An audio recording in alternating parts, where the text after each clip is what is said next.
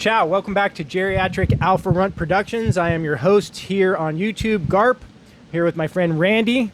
We're in part 3 of our interview today, and we are going to talk about some collectibles. Randy brought in a box of stuff. This is my favorite thing to do.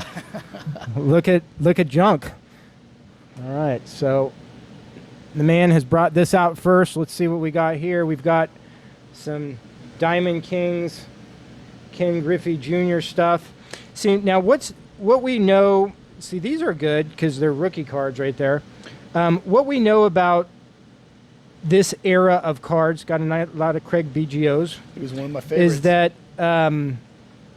this is known as the junk wax era. So in the 90s, baseball particularly had a lot of different companies who was paying for trademarking. So you had Donruss, Upper Deck, Topps, Bowman, Score. I mean, there was like a ton of them, and they were all just producing massive amounts of cards. And kind of the big card of that generation was, of course, the Ken Griffey Jr. card. So unfortunately, since they made so many of them, they really became slightly worthless, and it kind of spawned the whole era of grading. So maybe the folks and yourself has seen what they call slabs. They're plastic holders. In fact, you can just pull that one next to you on the right there. This one here? Yeah. So this is just a generic slab, but basically a slab takes a card and they encase it so it's protected, and then they give it a grade of an authentication stamp and label here on top. And this has really changed how the sport works, because only stuff that is graded at the highest levels really seems to garner value, because there was so much stuff manufactured that PSA 9s might be worth $100, whereas a PSA 10, which is to a layman both absolutely perfect cards, but the PSA 10's worth $1,000. Wow. Because they've deemed it to be worth more. And for some reason now, the hobby has really kind of followed this pattern. And in vintage, it doesn't seem to be as important, because you're now more talking about rare cards. There's not as many of them. But anything new now, if it's not totally on center and sharp, it's not even worth grading. Grading takes into account what a card is worth, and they're going to charge you a percentage of that card. So if you knew you had a $100,000 card, they're going to try and charge you up to $10,000 to basically put it in a piece of plastic, because once it's in a piece of plastic, it's going to be worth a lot more. So they're valuing the process based on the value of the card. Kind of going down a rabbit hole with that, but one of the worst parts about the whole thing is that oftentimes you'll send in a card and they'll deem it to be counterfeit, and they'll still charge you the same amount. They've now deemed the card to be worth $10 as a reprint, not $10,000, but they're still going to charge you $2,000 to tell you that. Oh, no. Yeah, doesn't that seem like a nefarious business practice? Yeah. Now, mind you, if you send in the information and you tell them that you believe this to be a $2,000 card, but they deem it to be a $10,000 card, do you think they're going to let you just pay a $2,000 commission? No, they upcharge you. Yeah. So it's a really bad system that they have, because these guys are like making hand over fist in the grading companies, but yet they'll be happy to upcharge you grading fees, but if your card is deemed worthless, they still charge you as if it is worth something. So that's a major problem. So that puts into a perspective like why you would, when I look at just these first few cards, there's some cards here that can be worth money if they're PSA 10s. So for instance, these two right here in particular, they would probably be worth grading. Cool. Now, grading may cost you $20, but by grading them, if they'll come back as 10s, then they'll be worth $100. If they come back as 9, they'll be worth $20. So now all of a sudden, 10 grades are hard to get. So it becomes a gamble. Is it worth it for me to invest $20 in getting back now a $20 card? And I know I'm doing all the talking here, but it's important for people to know the good thing about this, at least, is that eBay has taken a step now towards putting things in the right direction, and that is that they are putting cards through an authentication process before they get to the end user, specifically raw cards. So if you were to purchase something from me on eBay, it would be sent to an intermediary who would open it up and verify, number one, that you sent what you said you sent, because one of the largest scams that eBay has always had happening to them is you would buy this card from me and spend $20 on it, and then I'll send you this card, which is worthless, and you open it up and you're like, what? Right. This guy sent me a 5-cent card and I spent $20 for a $20 card, and you then complain to eBay, and eBay will then reimburse you your $20 and make a decision, but usually just eat that $20. So this guy would get away with scamming in this way. So by having an intermediary opening it, you get to see right away as number one, did they send what they were supposed to send? Oftentimes they might send the same card, but a different card than was pictured, something that is not nearly as, got a big crease in it, is obviously not what you're paying for. So eBay is taking on an additional, hypothetically, $10 cost to get that intermediary to open it, because now they've got to pay to send it on to the end user. But they're dealing with a lot less fraudulent, they're taking a lot of fraud out of the middle.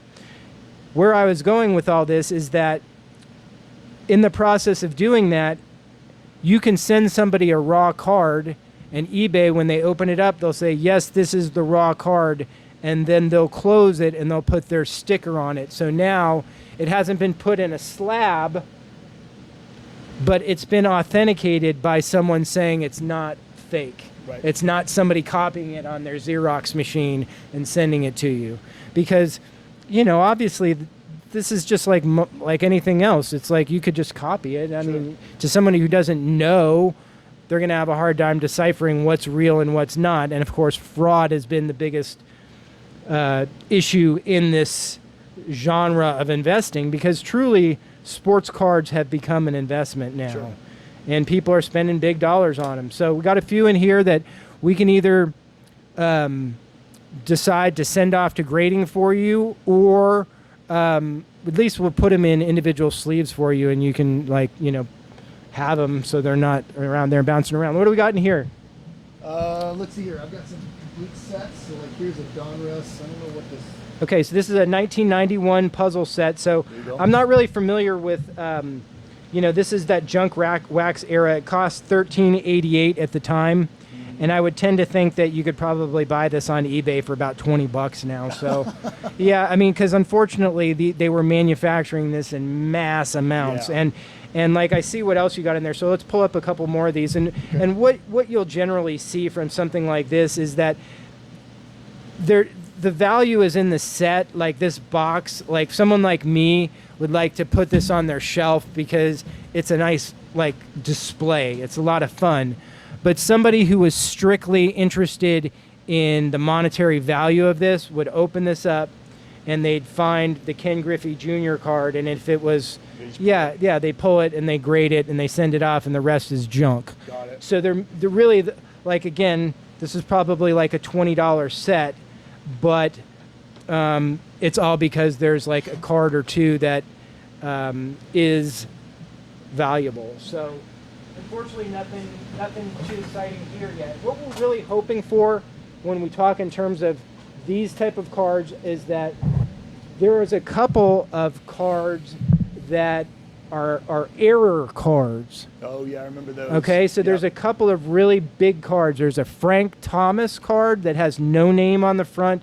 It's worth like $10,000. What about that Mark McGuire one where he had the thing by his foot? Do you remember that one? Yeah, there's a Mark McGuire card. There's a Billy Ripken card that has the F face on it. Yeah.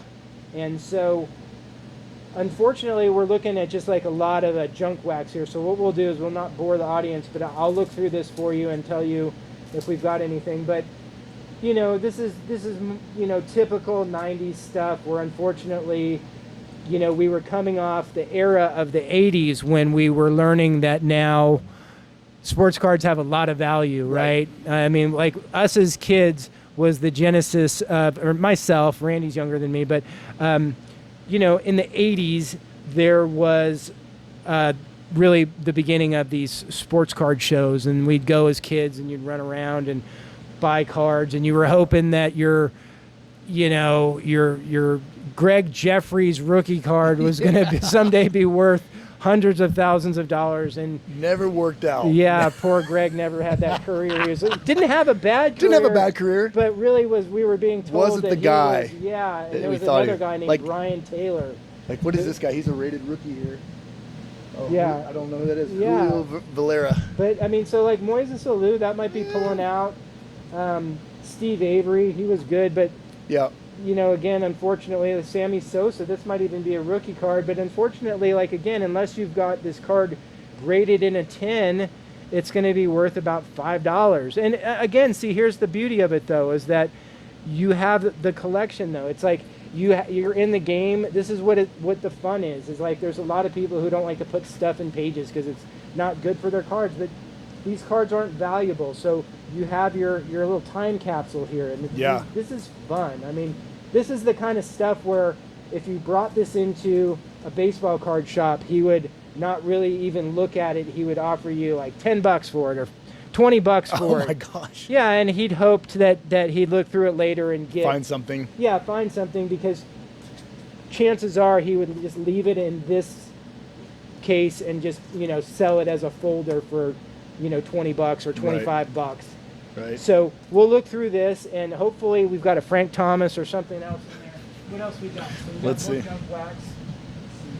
Anything from like 1990 to 2000 is generally going to be considered junk wax, unfortunately.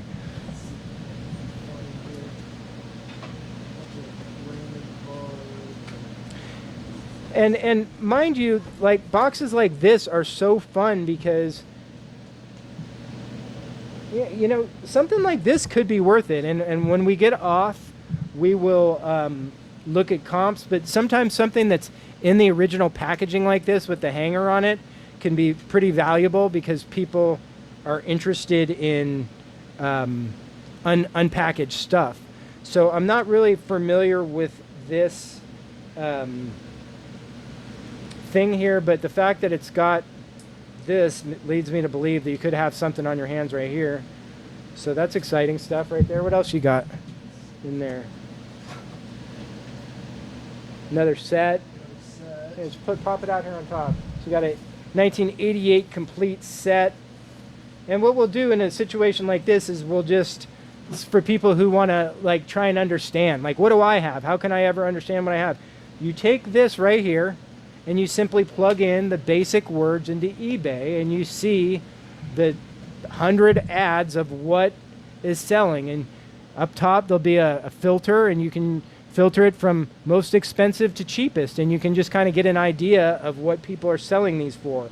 You can also then even filter it further under sold listings and see what stuff's actually selling for, because obviously a lot of times people are asking a lot more than what people are selling for. So, it's important to know really what something's selling for. I tend to think that you're going to find some good rookies in a set like this, though. There'll be like a Bo Jackson rookie in here. Mm-hmm. So something like this might be worth like $50. We'll have to check.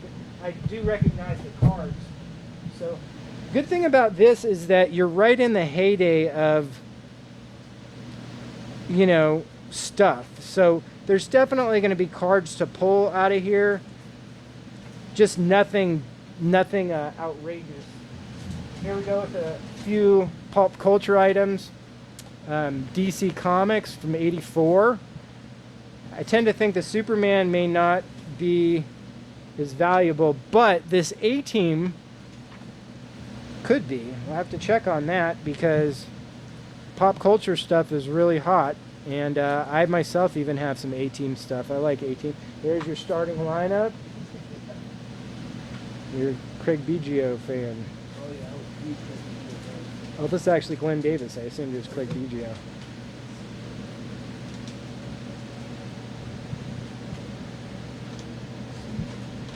And up. No, but you know what? Here, throw those up there. Throw them up here because things like this sometimes are just valuable. I mean, I have no idea. Like since it's Conan, I mean, you know, it's time.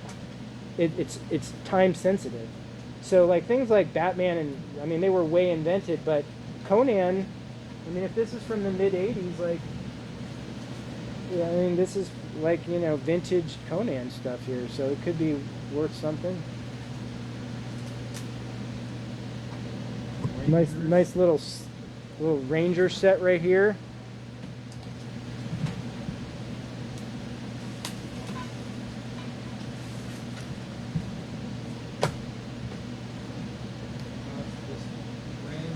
Yeah, I think that I'm just going to have some time to go through stuff here and see what he's got. But the exciting part is you definitely have some cards here to go through, and the boys have a starter set.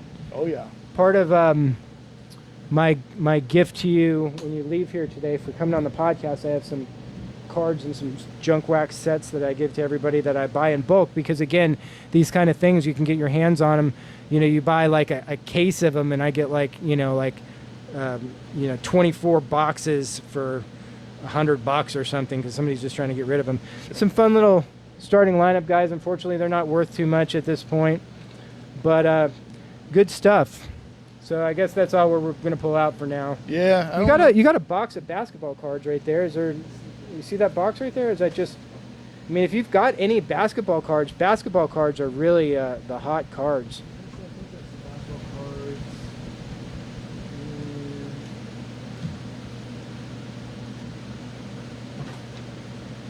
There's some football. There's some basketball. All right. Well, we'll just. Yeah, more of these little sets that you've got. But the good thing is that there's always going to be a few stars in here, so we'll pull them out and get them separated from all the junk. Yeah, see, I mean, like, unfortunately, I mean, it's a fun card, but it's like it wouldn't even be worth grading. It's probably like a $1 card. Oh no! Yeah, I yeah. thought for sure that was a Nolan Ryan, Houston Astros. Yeah, because it's like so far in his career, and it's a 1988 card. I mean, like the Angels or the Mets. I mean, just for fun, we'll look it up so you can get an idea. I would honestly guess it's probably worth about $1. I know it's still a Nolan. I know it's still a Nolan Ryan card, but in the '90s, if it's not a rookie or a mistake, it's about it. Yep. All right, well, that was pretty fun talking about collectibles. I guess real quick, we should just, since you're an investment guy, we should talk about the investment end of collectibles. Have you noticed or heard about the fact that there's people out there who are actually allowing you to buy into a piece of a valuable card? So for instance, the Honus Wagner card that's worth hypothetically $5 million. There's actually like an investment company who will allow you to invest $1,000 into ownership of this card. I didn't know that. Yeah, so it's kind of interesting. So they're kind of really taking it to even a higher level of investment when you can buy a piece of a product. So it's almost like you're really a mutual fund now, right? So you have the major product and you're buying ownership into the card rather than traditionally you always just think of like you own the card. And, you know, it's been kind of funny because I don't think I'm so smart, but I have noticed that there are certain cards that I can't lose on, like a 52 mantle. You just can't lose on it. Now, unfortunately, it's a high-end card, though. But if you can buy a 52 mantle and hold it for a year, you can almost always sell it. And somebody really smart in collectibles gave me the advice once that the way that you make money in collectibles is on the purchase, not on the sale. Okay. And you think, okay, well, how's that? Well, because if you don't buy it at a discount, you're never going to make money. You've got to assume that I'm buying this Ed King card today for $1, and next year you're going to hope it's worth $1.